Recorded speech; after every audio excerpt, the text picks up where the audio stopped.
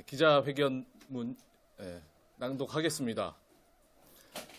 최서원 씨는 이른바 국정농단 재판으로 징역 18년형을 선고받고 현재 청주 여자교도소에 6년째 수감 중입니다.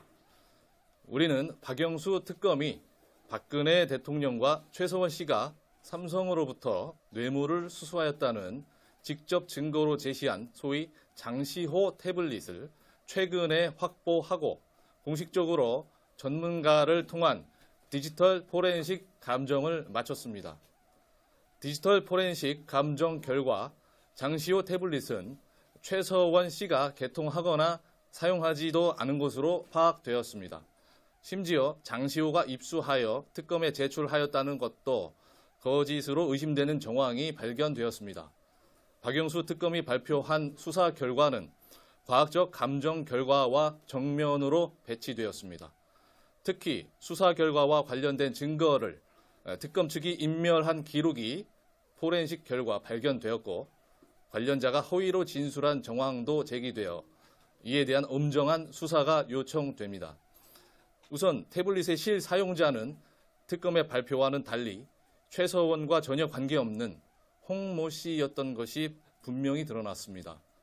태블릿을 개통하였다는 2015년 10월 12일 이후에 홍모 여성 명의로 된 카드 사용 문자, 홍 씨의 아들인 장모군의 키즈폰 호출 문자, 장모군이 다니던 유치원에서 보낸 문자 등이 발견되었기 때문입니다. 특히 저희는 해당 유치원으로부터 홍모 씨가 유치원 측에 이 태블릿의 전화번호를 연락처로 추가 등록한 사실도 확인하였습니다. 한편 최서원 씨가 독일 승마사업 관련 본 태블릿으로 이메일을 줄기차게 사용했다는 것도 사실이 아님이 명백히 드러났습니다.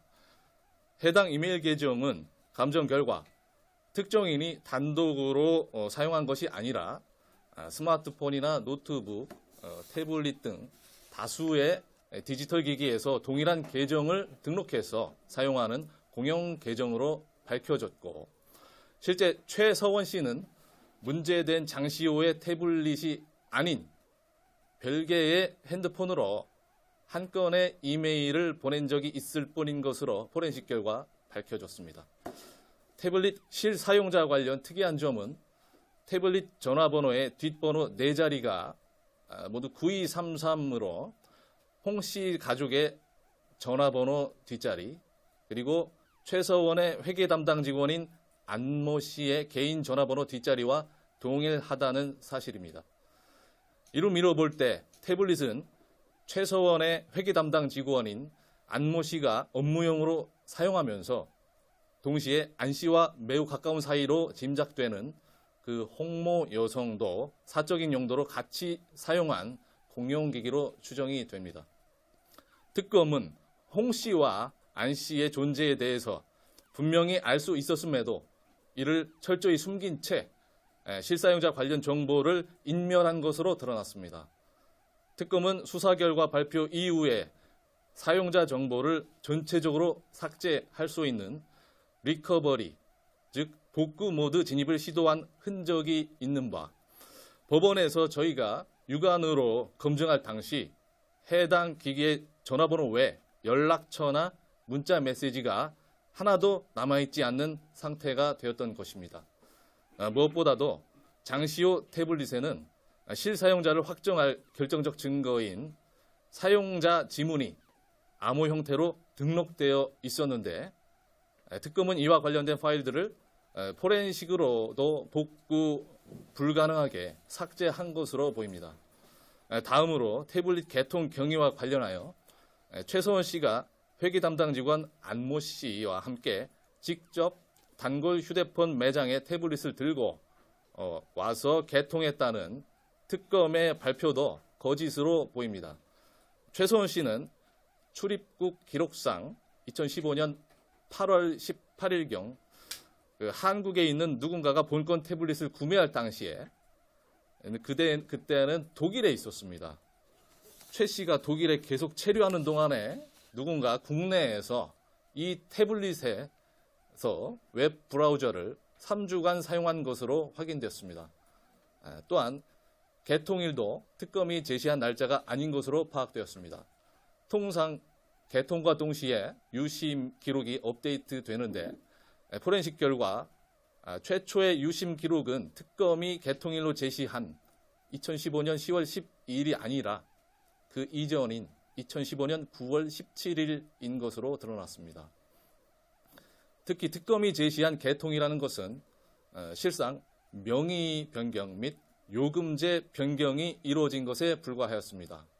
그리고 그 명의 변경 및 요금제 변경조차도 유심의 재사용 문제 등으로 인해 특검이 제시한 매장에서는 물리적 제도적으로 불가능한 것으로 밝혀졌습니다. 더불어 안모 직원은 저희에게 당시 본인은 최서원 씨와 함께 태블릿 개통을 위해 동행한 적이 없었다는 사실 확인서를 전달해 오기도 했습니다.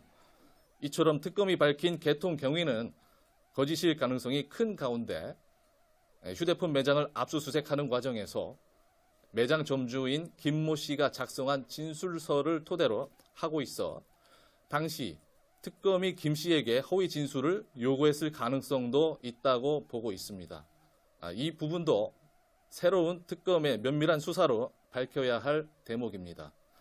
마지막으로 태블릿 입수 경위와 관련 장시호의 진술을 토대로 한 특검의 수사 결과 또한 전부 거짓으로 파악됩니다. 장시호는 태블릿을 최서원의 자택에서 입수하였다고 진술한 바 있습니다. 그러나 장시호의 진술을 입증할 객관적인 증거인 CCTV 영상 그리고 관련 수사 보고서 등에 대해서 기록을 보관하고 있는 서울중앙지검은 수개월째 묵살하면서 법원의 문서 제출 명령조차도 불법적으로 거부하고 있는 상황입니다. 또한 특검 진술에 따르면 장시호는 늦어도 2016년 10월 26일경에는 이 태블릿을 입수하게 되는데 정작 본인은 특검에 제출하기 전까지 잠금 패턴을 몰라서 열지 못하였다고 진술하였으나 감정 결과 장시호가 보관한 시점에 잠금을 풀고 2016년 10월 29일과 30일 양일간에 걸쳐서 각종 앱을 사용한 기록이 발견되었습니다.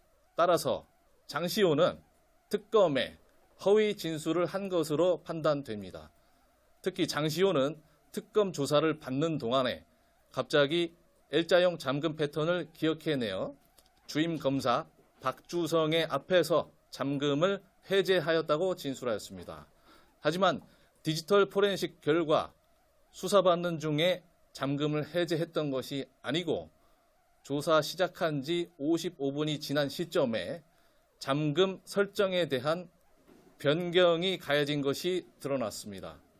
그리고 그 후 한 달 사이에 잠금 설정 파일이 2차례 더 변경된 뒤 그 내용을 알 수 없도록 삭제한 것으로 드러난 것입니다.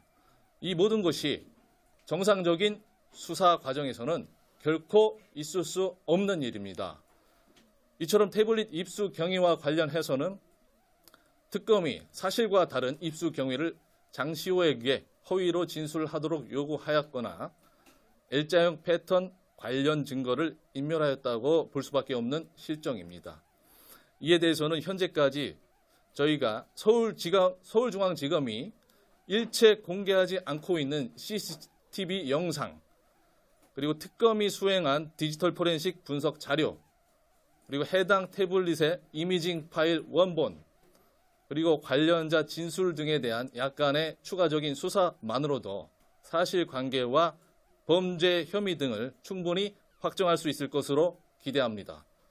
끝으로 특검은 2017년 1월 11일경에 정례 브리핑에서 태블릿을 적법한 절차에 따라 취급했다는 취지로 발표하였습니다. 그렇지만 이번 디지털 포렌식 감정 결과에서 가장 두드러진 부분이 바로 불법적인 증거 훼손 정황이었습니다. 우선 압수 시점에 즉시 이루어졌어야 할 증거 봉인이라고 있습니다. 그런데 압수된 지 1개월이 된 이후에, 한 달이 지난 이후에야 봉인이 이루어진 사실이 확인됐습니다. 그 사이 태블릿은 누군가에 의해 무려 15번에 걸쳐서 켰다 꺼졌다 반복했습니다. 특검은 연락처나 문자메시지 등 사용자 정보를 전체적으로 삭제할 수 있는 복구 모드에 진입하기도 하였습니다. 나아가 실사용자를 명백히 특정할 수 있는 사용자 지문 설정을 포함 잠금 장치 관련 파일을 복구 불가능 형태로 삭제한 것으로 보입니다. 심지어 태블릿 내부의 모든 파일을 흔적 없이 수정 삭제할 수 있고 조작의 흔적을 남기지 않는 전문 프로그래밍 도구까지 20일 이상 구동되었습니다. 더불어 불법 조작을 수행했을 것으로 추측되는 인물의 사진이 찍혔다가 삭제된 흔적이 발견되기도 했습니다. 최종적으로 이번 디지털 포렌식 감정을 공식 수행한 전문 감정기관은 태블릿에 대한 불법적 증거 훼손이 일어나 디지털 증거로서의 무결성이 유지되지 않았다고 명확히 결론을 내렸습니다. 국민 여러분, 한 사람을 감옥에 가두어둘 수는 있어도 진실을 감옥에 가둘 수는 없습니다. 우리는 과학적 방법에 의한 증거 분석을 통하여 국정농단의 핵심 증거로 쓰인 태블릿이 완전히 조작되었다는 사실을 이제야 확인하였습니다. 특검은 그들이 자랑스러워할 무기인 이 태블릿을 정작 법원에 증거로 제출하지 않았습니다. 왜 그랬을까요? 그리고 검찰은 왜 이미 확정된 재판의 기록인 태블릿 이미징 파일을 피고인에게 돌려주지 않을까요? 국민 여러분, 5년 전 국정농단의 핵심 증거인 태블릿이 처음부터 조작되었으며 재판에서 전혀 검증조차 되지 않은 채 형이 선고되었다는 사실은 가히 충격적이지 않을 수 없습니다. 이 부분에 대해서는 반드시 특검을 통해서 그 조작의 진상을 밝혀야 할 것입니다. 특히 법무부와 검찰이 국정농단 수사 기록과 재판 기록을 법률에 반하여 당사자에게 환부하지 않고 있는 것은 현 정권이 조작 수사를 감행한 박영수 특검과 이해관계를 같이 하는 것으로밖에 보일 수 없습니다. 따라서 공정하고 객관적인 위치에서 왜곡된 수사를 바로잡을 수 있는 특검을 출범시키는 것만이 진실을 세상 밖으로 구해낼 수 있는 유일한 수단이 아닌가 합니다. 그것이야말로 무고한 한 사람의 인권을 지키고 대한민국이라는 국가의 헌법 정신과 존엄한 자존심을 지키는 일입니다. 2022년 11월 29일 최서원의 법률 대리인 이동환 변호사.